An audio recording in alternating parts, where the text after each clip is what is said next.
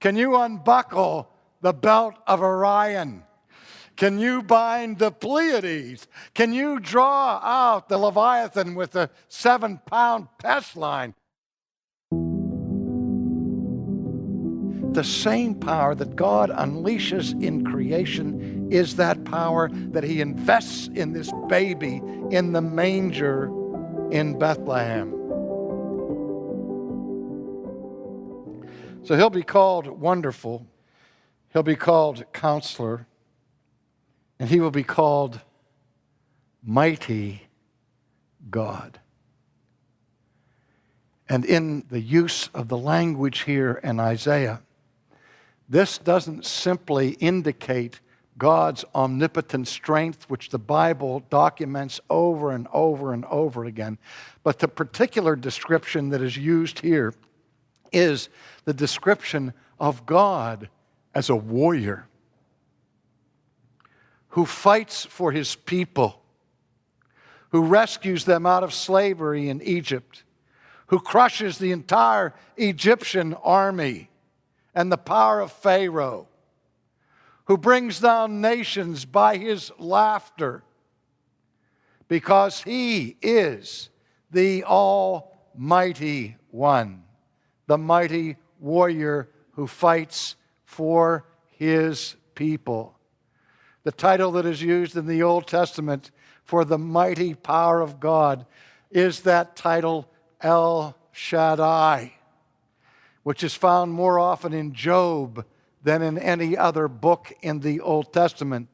And that title, El Shaddai, describes the one who overpowers, the one who can't be conquered, the one who cannot lose. You remember when Job was on the edge of despair and he was sitting on the dung heap, and his wife is encouraging him to curse God and die that he might be relieved of his relentless pain and suffering. And Job begins to question God. Why are you doing this? Speak to me. And when God answers, He says, gird up yourself like a man. I will ask, and you will answer. Who is this who darkens counsel with words without knowledge? Who are you? What's your name? Speak up. He said, you want to ask me questions, Job? I'm going to ask you some first. Here's your theological examination. Where were you when I set the foundations of the world? Speak up. Where were you when I set the stars in their courses? Job, can you unbuckle the belt of Orion? I can. Can you bind the Pleiades? I can. Can you draw out the Leviathan with the 7-pound pest line? I can. And God goes on for chapter after chapter with these questions, and Job is saying, no, no, no, no. And when God is finished, Job said, I will place my hand upon my mouth. Behold, I abhor myself. I repent in dust and ashes. I will speak no more against your name. You see, the way God answered the questions of Job, beloved, was not with a proposition, but with Himself. He displayed the unconquerable power of Himself to Job's utter amazement. And we have lost that sense of awe before the power of God. We think of the power of creation when there was nothing but this darkness, and God speaks the world into existence. He says, let there be light, and the lights come on.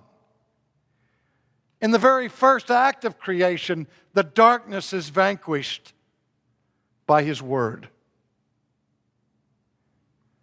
There's nobody here who can begin to conceive of that power, the power of creation. But the same power that God unleashes in creation is that power that He visits this world with in His redemption, and that He invests in this baby in the manger in Bethlehem. For unto us a child is born, and unto us a son is given, and He shall be called Mighty God. And so this babe is endowed from on high with the fullness of the power of God. That's the one we worship. Not an impotent deity, but an almighty one. You've been listening to Ultimately with R.C. Sproul. If you enjoyed the show, please subscribe or leave a review in your favorite podcast app. For more information, visit ultimatelypodcast.com.